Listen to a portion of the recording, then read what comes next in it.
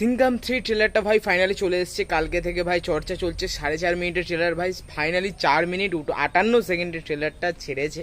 মানে সবাইকে দেখিয়ে দিয়েছে ভাই, পোস্টার থেকে পোস্টারেও সবার ছবি দিয়েছে। মানে এদের মনে হয় বলে দেওয়া হয়েছিল আমাদের যদি ছবি না দেওয়া হয় তোমার আমি ভাই প্রমোশনে যাব না। মানে মেন হচ্ছে ভাই এদের, মানে ছবিতেও ভাই সবার ফটো দিয়ে দিয়েছে থাম্বনেলটায়, আর প্লাস 4 মিনিট 58 সেকেন্ডের ট্রেলারে সবার একটা করে ইন্ট্রো শট।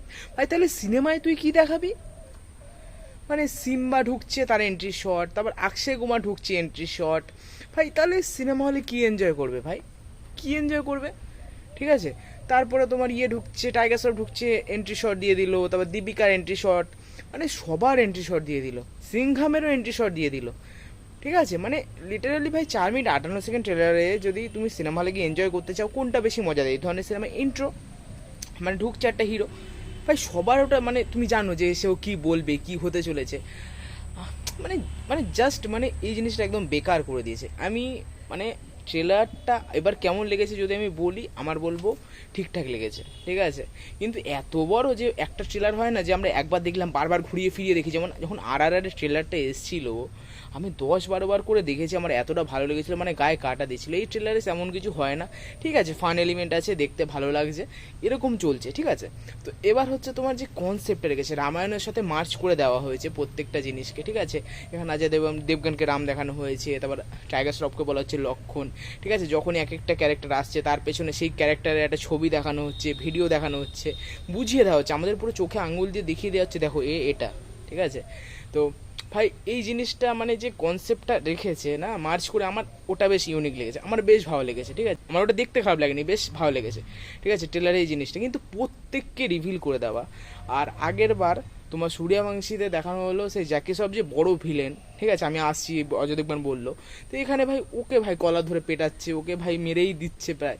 তো লাস্টে গেছে অর্জুন কপুরের লুকটা ভালো লাগছে, যে একটা পুলিশ স্টেশনে মারছে, ওই জায়গাটা ভালো লাগছে। যদিও কি আরও ডেডলি প্রেজেন্ট করতে পারে হয়তো ভালো লাগবে, এমনিতে ফালতু অ্যাক্টার, কিন্তু দেখা যাক, অন্য কাউকে নিতে পারতো। পৃথ্বীরাজ সুকুমারন এখন ভাই দারুণ অ্যাক্টিং করছে, ভাই দারুণ পারফরমেন্স দিচ্ছে বলিউডে, তো ওকে নিলে আর একটু জমতো, যাই না ভাই। কিন্তু এতজন হিরোর মাঝখানে যখন মানে দেবে যাবে ভাই, পুরো দেবে যাবে অর্জুন কাপুর, বেকার ফালতু ভিলেন, মানে কোনো ইম্প্যাক্টই নেই, বুঝেছো? আর ট্রেলারে বেশি দেখানোও হয়নি, প্রথম কথা। ঠিক আছে, এই জিনিসটা আর হচ্ছে মোটামুটি ট্রেলারে আমার কনসেপ্টটা খুব ভালো লেগেছে, রামায়ণের সাথে মার্চ করেছে জিনিসটা। যদি আরও ভালোভাবে স্ক্রিন প্লে, রোহিত শেট্টি দেখো, রোহিত শেট্টি এমন একটা মানে সিনেমা বানায়, এমন সিনেমা যেটা দেখতে ভালো লাগে, ফান এলিমেন্ট রয়েছে, খুব মাস্টারপিসও বানায় না, কিন্তু ফান এলিমেন্ট রয়েছে। ঠিক আছে, সার্কাস ছাড়া তো ফান এলিমেন্ট থাকে। ঠিক আছে, যখন দীপিকা ঢুকছে বলছে তেরি মা হি তুঝে মারেগি, তো একবার মা কে কোক্স জন্ম নিয়া থা, এক মা হি তুঝে মারেগি, ওই ডায়লগটা খুব ভালো লেগেছে। কিন্তু ওটাও ক্যারেক্টারটা সিম্বার মতো বানিয়েছে। আর রণবীর সিং নিজের ক্যারেক্টার মানে নিজের মানে ডায়লগ দিয়ে ভাই সিনেমাটা নামিয়ে দেয় ভাই, মানে লাস্টে খুব ভালো লাগছে, আপ ফ্লাইট মে আতে হো। তারপর আর ভাই অক্ষয় কুমার ভাই, মানুষটা এত বয়স হয়ে গেছে ভাই, যখনই এন্ট্রি নিচ্ছে হেলিকপ্টারে, ওর কী লুক লাগছে ভাই, দারুণ ফিট লাগছে, মানে লোকটাকে দেখলে একটা আলাদা খুশি চলে আসে সিনেমার মধ্যে, বুঝেছো? আর অজয় দেবগনের লুকটা কেমন একটা ছন্ন ছাড়া লাগছে, বুঝেছো? আর একটা প্রশ্ন, কারিনা কাপুর আর অজয় দেবগন ছেলের সাথে কথা বলছে, ছেলে এত বড় কী করে হয়ে গেল, আর বিয়ে কবে হলো? সব গন্ডগোল হয়ে যাচ্ছে ভাই, তেমন না? তাহলে সিম্বার তো বয়স বুড়ো হয়ে যাওয়ার কথা ছিল, প্রায় অনেকটা বয়স হয়ে যাওয়ার কথা ছিল, তাই না? যাই না ভাই, কিন্তু কনসেপ্টটা ঠিকঠাক লেগেছে। এবার যদি টান বানাতে পারে তো লোকে এনজয় করবে। ঠিক আছে, খুব মাস্টারপিস না হোক, যদি টান ওই সূর্যবংশীর মতো টান মজাদার হয়, ঠিক আছে, ক্যামিওগুলো দেখতে ভালো লাগে, তো হতে পারে। আর চুলবুল পান্ডে নাকি কীভাবে জানি কী হবে, একই ভিলেন একই জায়গায়, নাম চেঞ্জ করে যদি আনে তো ভালো, দেখা যাক। কিন্তু আমার ওভারঅল ঠিকঠাক লেগেছে, মানে খুব দারুণ লেগেছে, বারবার দেখতে হবে এমন কোনো ব্যাপার না, ঠিকঠাক। দেখা যাক, কালী পুজোর সময় আসবে, একটা ফান এলিমেন্ট, একটা মজার জিনিস, ভুলভুলিয়া 3-এর সাথে আসবে, ভুলভুলিয়া 3 জিতছে ওভারঅল, কিন্তু দেখা যাক কে যেতে, কিন্তু ঠিকঠাক লেগেছে, অতটাও ভালো লাগেনি। তো তোমাদের কেমন লেগেছে কমেন্ট করে জানিও।